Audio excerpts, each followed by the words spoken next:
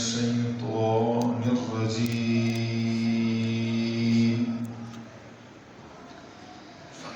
بسم الله الرحمن الرحيم كلا إن الإنسان ليطغى أن رآه استغنى إن إلى ربك الرجعى أرأيت الذي ينهى عبدا إذا صلى أرأيت إن كان على الهدى أو أمر بالتقوى أرأيت إن كذب وتولى ألم يعلم بأن الله يرى كلا لئن لم ينته لنسفعا بالناصية ناصية كاذبة خاطئة فليدع ناديا سندع الزبانية كلا لا تطعه واسجد واقترب صدق اللہ العظیم۔ ہرگز نہیں، بے شک انسان بتا سرکش ہوا ہے اس پر کہ اپنے آپ کو غنی دیکھتا ہے۔ بے شک تیرے رب کی طرف لوٹ کر جانا ہے۔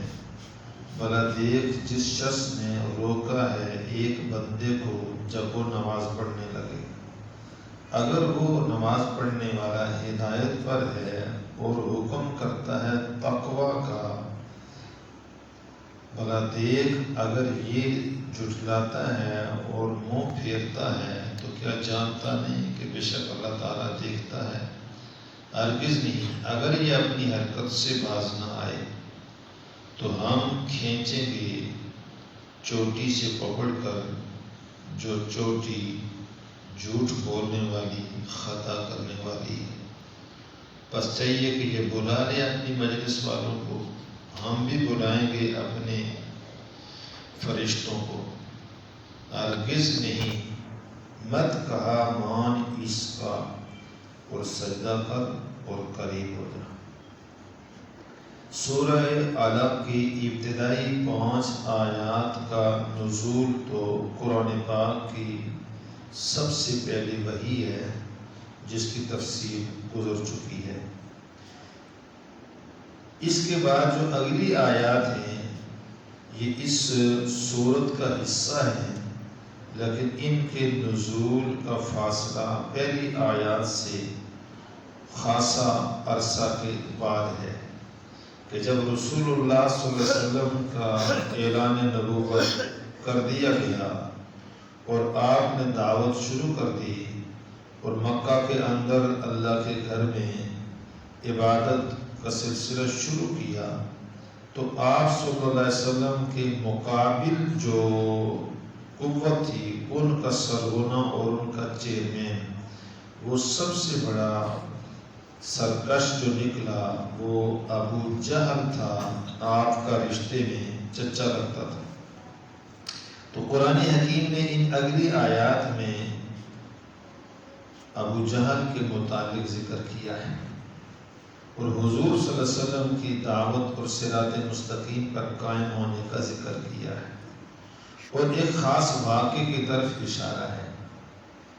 حضرت صلی اللہ علیہ وسلم لوگوں کو اللہ کی طرف بلاتے تھے، عقیدہ توحید کی دعوت، اور بیت اللہ میں پڑے ہوئے لات و منات اور عزا کی پرستش سے آپ لوگوں کو روکتے تھے۔ اس پر مکہ والوں سے اختلاف شروع ہو گیا اور مخالفت شروع ہو گئی۔ ابو جہل چونکہ مکہ کی قوم کا نمائندہ تھا اور وہ مکے کا سردار تھا، وہ سب سے زیادہ مقابلے میں حضرت صلی اللہ علیہ وسلم کے آیا۔ حضرت صلی اللہ علیہ وسلم کے ساتھ اس کا تو لمبا تنازع چلتا رہا 13 سال مکہ میں۔ یہاں ایک خاص واقعے کی طرف اشارہ ہے۔ رسول اللہ صلی اللہ علیہ وسلم ایک دن مکہ میں بیت اللہ کے اندر نماز پڑھ رہے تھے۔ ابو جہل آیا اور اس نے بہت برا بلا کہا، حضور کو دھمکایا، نماز پڑھنے سے روکا اور یہ دھمکی دے کر گیا کہ اگر میں اس کے بعد تم کو یہاں نماز پڑھتے دیکھوں تو میں تمہاری گردن دبوچ لوں گا، خبردار آج کے بعد تم نے یہاں نماز پڑھی۔ یہ ابو جہل نے دھمکی دی حضور صلی اللہ علیہ وسلم۔ اب حضور صلی اللہ علیہ وسلم اس کی دھمکی سے کب باز آنے والے ہیں؟ تو اللہ تعالیٰ نے اس دھمکی کے جواب میں آسمان سے یہ آیات اتاری۔ پہلے ابو جہل کے تکبر اور غرور کا ذکر کرتے ہوئے اسے وعید سنائی اور ترغیب بھی دی کہ یہ دنیا کی زندگی بہت تھوڑی ہے، سرکشی کا پہلو چھوڑو اور اللہ کی طرف متوجہ ہو جاؤ، اسی میں بھلائی ہے۔ اور اگر اس سے باز نہیں آتا تو اس نے حضرت محمد صلی اللہ علیہ وسلم کو جو دھمکایا ہے کہ آئندہ نماز یہاں نہیں پڑھنی، تو فرمایا یہ دھمکی ہے، اگر اس دھمکی پر اس نے عمل کی کوشش کی تو ہم بھی دیکھ رہے ہیں۔ ایسا نہیں ہے کہ حضور نماز پڑھیں اور ہماری نگرانی میں نہ ہو۔ تو یہاں قرآن کریم نے اس کا ذکر کیا ہے، فرمایا کلا ان الانسان لیطغی، ہرگز نہیں، بے شک انسان البتہ سرکش ہے۔ اس انسان سے مراد یہاں اگرچہ خاص ابو جہل مراد ہے، لیکن مطلق اس سے ہر وہ انسان مراد ہے جو زمین پر اللہ کا حکم نہ مانے۔ ہر وہ انسان مراد ہے جو زمین پر اللہ کی توحید کا اقرار نہ کرے، حضرت محمد صلی اللہ علیہ وسلم کی نبوت اور رسالت کا اقرار نہ کرے، قرآن حکیم کو اللہ کی سچی کتاب نہ مانے اور دنیا میں اپنی مرضی سے زندگی گزارے، وہ سارے انسان اس لفظ کی وعید میں شامل ہیں۔ اللہ فرماتے ہیں ان الانسان لیطغی، پکی بات ہے انسان البتہ سرکش ہے۔ سرکش کا معنی کیا ہوا؟ اللہ کی حاکمیت کی اطاعت میں نہ آنا۔ سرکشی کا معنی یہی ہے، طغیان۔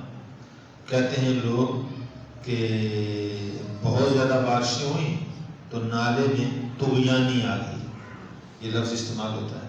اب اس طغیانی کا معنی کیا ہے کہ جو اس کی اپنی حدود تھی پانی کی چلنے کی، اس سے کراس ہو گئی ہے، وہ اوپر نکل گیا ہے، باہر نکل گیا ہے، دائیں بائیں پھیلنا شروع ہو گیا ہے، نقصان ہونا شروع ہو گیا ہے، تو جو اس کی اپنی حد تھی اپنی حد سے باہر ہو گیا ہے۔ حد سے باہر ہونا اس کو طغیانی کہا جاتا ہے۔ تو زمین پر انسان کو اللہ کی حد کے اندر رہنے کا پابند بنایا گیا ہے کہ اللہ کو وحدہ لا شریک مانے، حضرت محمد صلی اللہ علیہ وسلم کو اللہ کا رسول مانے، قرآن حکیم کو اللہ کی سچی کتاب مانے اور اس کے جمیع احکامات پر عمل کرے۔ یہ اس کی زندگی گزارنے کی حد ہے، یہ اس کے اندر ہے۔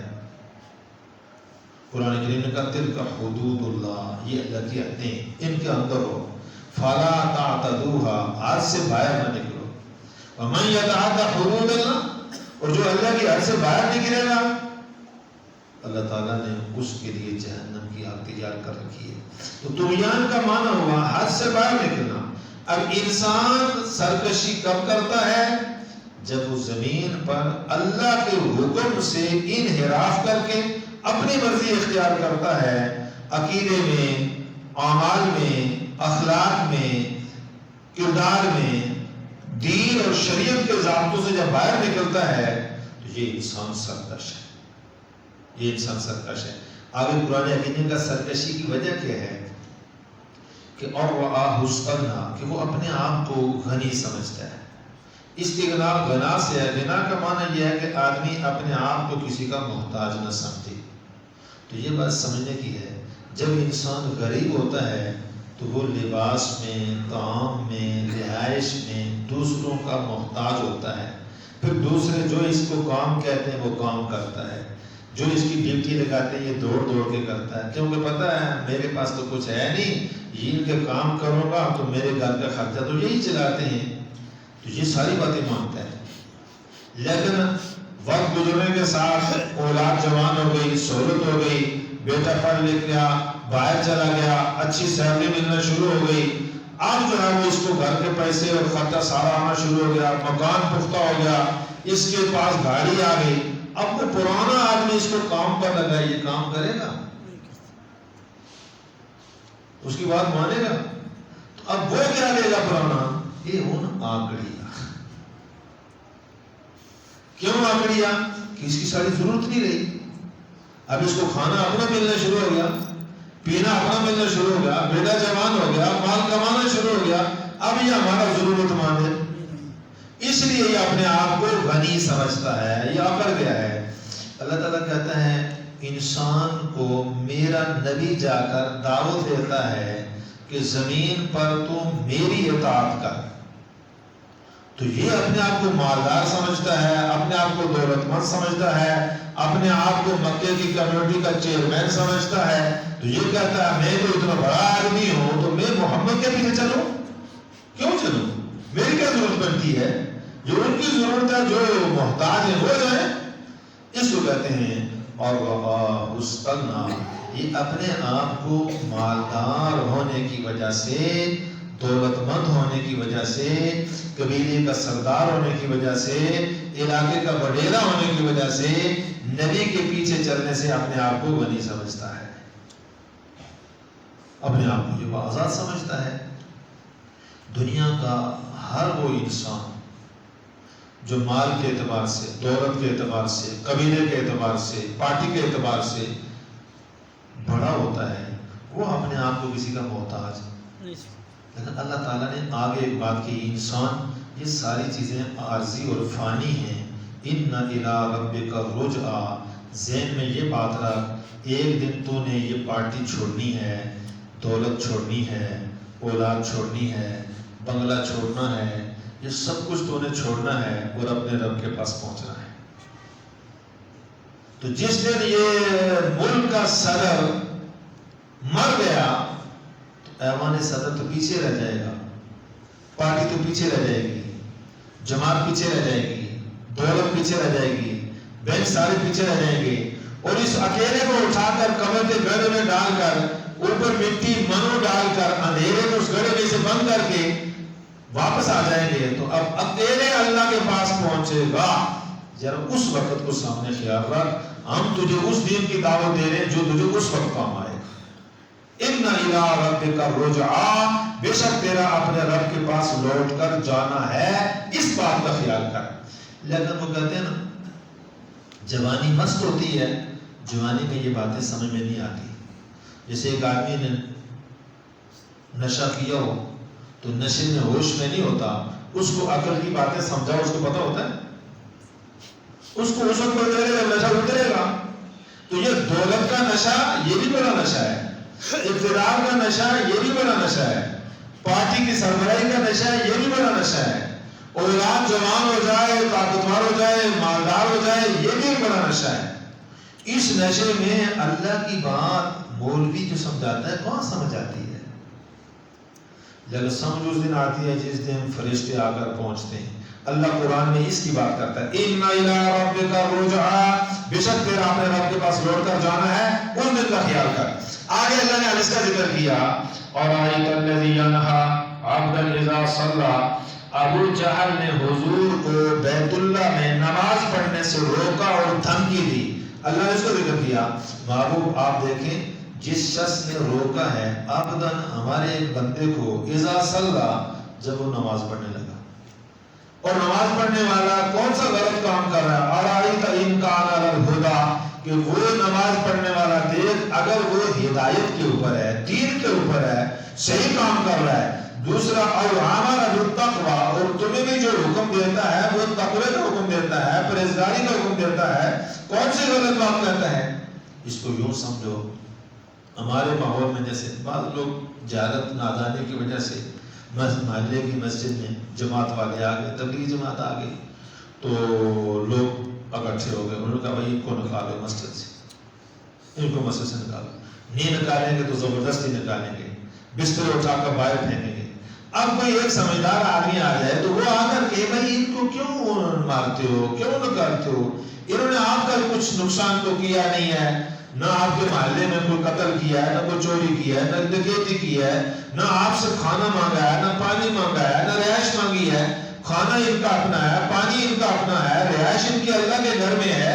اور تمہیں کوئی غلط بات تو کہتے نہیں کہتے، بس یہ کہ اللہ کے گھر میں آؤ، دین سیکھو، نماز پڑھو، روزہ رکھو، سچ بولو، جھوٹ چھوڑو، بدیانتی چھوڑو، اللہ کے فرما برداری والی زندگی اختیار کرو، اس کے اوپر چلنے پر دنیا اور آخرت دونوں جہانوں کی انسان کی کامیابی ملتی ہے، یہی بات تو کہتے ہیں۔ ان کا اصول کیا ہے؟ تمہیں کیوں مارتے ہو؟ اللہ تعالیٰ نے یہی بات یہاں کہی ہے، غور کرو۔ اور آیت الذی ینہا، آپ نے دیکھا اس شخص کو جس نے آ کر منع کیا، عبدن ہمارے ایک بندے کو، اذا صلی، جب وہ نماز پڑھنے لگا، حضرت محمد صلی اللہ علیہ وسلم بیت اللہ میں، اور آئیتا، آپ دیکھیں، ان کان علی الہدی، اگر وہ محمد صلی اللہ علیہ وسلم نماز پڑھنے والا بندہ خود ہدایت کے اوپر ہے، صحیح راستے پر ہے، اور عمل بالتقوی، اور جو حکم دیتا ہے وہ تقوی اور پرہیزگاری کا دیتا ہے، اس کے باوجود، اور آئیتا ان کذب وتولی، دیکھیں جو شخص اس نبی کی دعوت کی تکذیب کر کے، اسے جھٹلا کر، اسے غلط قرار دے کر، وتولی، اور اس کی بات ماننے سے منہ پھیر کے واپس ہو گیا، تو دھمکی دے گا کہ آئندہ ادھر نہیں آنا، اگر آئندہ آیا تو یہ کروں گا، وہ کروں گا، تمہارے گردن پہ بوجھ دوں گا۔ اللہ تعالیٰ نے کہا الم یعلم بان اللہ یری، اس دھمکی دینے والے کو یہ پتہ نہیں کہ بے شک اللہ بھی یہ حرکت دیکھ رہا ہے، اللہ بھی یہ حرکت دیکھ رہا ہے۔ یعنی دنیا میں انسان جرم کب ہے تو بعض اوقات جس کے ساتھ آپ زیادتی کر رہے ہوتے ہیں، پتہ ہے اس کا پوچھنے والا یہاں کوئی نہیں ہے اور ہم کو روکنے والی کون طاقت ہے، تو حضرت محمد صلی اللہ علیہ وسلم تو اکیلے آدمی تھے مکہ میں، اللہ کی توحید کی بات کرنے والے، مکہ کی ساری قوم تو ابو جہل کے ساتھ ہے اور وہ مکے والوں کا سردار ہے، اسے روکنے والا کون ہے؟ اسے کہا آئندہ اگر تو ادھر آئے تو میں تجھے نہیں چھوڑوں گا، جان سے ماروں گا۔ اللہ نے کہا اچھا میرے نبی کو جان سے مارنے کی دھمکی دیتے ہو اور نبوت کی تقسیم کرتے ہو، علم یعلم، یہ نہیں پتا بان اللہ یری، اللہ بھی دیکھ رہا ہے، اللہ بھی دیکھ رہا ہے۔ جب اللہ دیکھ رہا ہے تو پھر اگلی بات سنو، اللہ نے بھی دھمکی دی، کلا لئن لم ینتہی، ہرگز نہیں، اگر یہ ابو جہل اپنی اس دھمکی پر عمل کرنے سے باز نہ آیا اور آ کر حضور کو نماز پڑھتے ہوئے اس نے روکا، تو لنصفعا بالناصیہ، ناصیۃ قاذفۃ خاطئہ، ہم بھی اس کو چوٹی سے پکڑ کر، جو چوٹی جھوٹ بولنے والی خطا کار ہے، ہم پکڑ کر اس کو گھسیٹیں گے۔ جب یہ دھمکی آئی نا، کسی نے جا کر ابو جہل کو بتایا، تو محمد کو دھمکی دیتا تھا، محمد کی طرف سے یہ پیغام آیا کہ اگر اس نے آئندہ یہ حرکت کی تو ہم ابو جہل کو چوٹی سے پکڑ کر، پیشانی سے پکڑ کر گھسیٹیں گے۔ اس نے آ کر کہا کہ اچھا اگر یہ ایسا کرے گا تو میں اپنے قبیلے والوں کو، اپنی پوری مجلس والوں کو، اپنی پوری کابینہ کو، اپنی پوری سیکورٹی کو کیا کر لوں گا؟ بلا لوں گا، پھر دیکھوں گا یہ کیسے مجھے پکڑے گا۔ اللہ نے کہا ٹھیک ہے، فَلْيَدْعُ نَادِيَ، یہ اپنی مجلس کو بلا لے، سَنَدْعُ الزَّبَانِيَ، ہم بھی اپنے فرشتوں کو بلائیں گے، مقابلہ کرنا تو دیکھو کیسے۔ آگے اللہ نے اپنے نبی سے کہا کلا، ہرگز ابو جہل کی اس دھمکی پر لا توتے ہو، اس کی بات نہیں ماننا کہ آئندہ آپ نماز پڑھنے نہ آئیں، جو جتنے مرضی مرتبہ ہو گئے آپ آئیں، آپ بیت اللہ کے اندر کھڑے ہو، وسجد، اور آپ اللہ کے سامنے نماز پڑھیں، نماز میں آپ کا قیام بھی ہے، نماز میں آپ کی قرات بھی ہے، نماز میں آپ کا رکوع بھی ہے، لیکن نماز کے اندر ایک خاص حکم آ گئی ہے، وسجد، معبود تو بیت اللہ کے اندر کھڑے ہو کر میرے سامنے نماز میں پڑھ، سجدے میں پہنچا، وسجد، سجدہ بھی کر، وقترب، اور سجدہ کر کے میرے اور قریب ہو جا۔ قرآن کریم نے خود یہ بات لکھی ہے کہ اے بندے عبادت اللہ کی کر، اور عبادت میں جب سجدہ کرے گا تو اللہ کی کیا ہو جائے گا؟ قریب ہو جا۔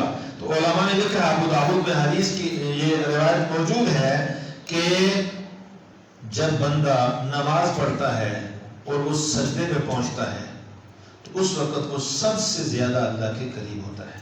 اقرب ما یکون العبد من ربہ وهو ساجد، بندہ عبادت میں اپنے رب کے قریب سب سے زیادہ اس وقت ہوتا ہے جب سجدے میں ہوتا ہے۔ اور دوسری روایت میں آتا ہے اما رکوع، جو رکوع والی عبادت ہے، فعظموا فیہ الرب، اس میں اپنے رب کی خوب عظمت اور بڑائی بیان کرو سبحان ربی العظیم کے ساتھ۔ واما السجود، جو سجدہ ہے، فاجتہدوا فیہ الدعاء، اس میں اللہ سے خوب دعائیں مانگا کرو، فإنہ قابل ان یستجاب لکم، سجدے کی دعائیں اللہ کے ہاں قبول ہونے کے لائق ہوتی ہیں۔ علماء نے لکھا ہے سجدے میں نوافل کے اندر سجدے میں دعائیں اللہ سے خوب آدمی مانگ سکتا ہے. عربی کے اندر پڑھی نہیں بس نماز ٹوٹی ہے. عربی زبان میں جو حدیث کی دعائیں ہیں وہ آدمی پڑھ سکتا ہے. تو سجدہ اللہ کے قریب ترین ہونے کی مقام ہے. علماء نے یہ بھی لکھا ہے کہ نماز میں فرائض کے اندر اللہ کو قریب کرنے والا سب سے بڑا درجہ فرض کا سجدے کو اس لیے قرار دیا گیا کہ بندے کی اپنی ساری بڑائی سب سے زیادہ جا کر جب ذلیل ہوتی ہے اس وقت جب یہ سجدے میں گر جاتا ہے. تو بندہ جب اپنے آپ کو ذلیل کرتا ہے دنیا کے اعتبار سے اللہ کے سامنے سجدے میں رکھ کر کہ میری کوئی حیثیت نہیں ہے, میں سب سے گرا پڑا کمزور آدمی ہوں, میں اللہ کے سامنے سجدے میں اپنی باتیں رکھ کر اللہ سے معافی مانگتا ہوں, تو اللہ اسی سجدے میں اس کو پھر وہ عزت عطا فرماتے ہیں جو اس عزت کی بلندی اس کو 7 آسمانوں سے اوپر لے جاتی ہے. قرآن کریم کی جو آیت ہے یہ آیت سجدہ بھی ہے, اور جب تلاوت میں آدمی اس کو سنے یا پڑھے تو سجدہ تلاوت بھی واجب ہے. تمام حضرات نماز کے بعد اپنے ہاں سجدہ تلاوت بھی کر لیں اس آیت کے اوپر. اللہ میں عمل کی توفیق عطا فرمائے. ربنا تقبل منا انک انت السمیع العلیم برحمتک.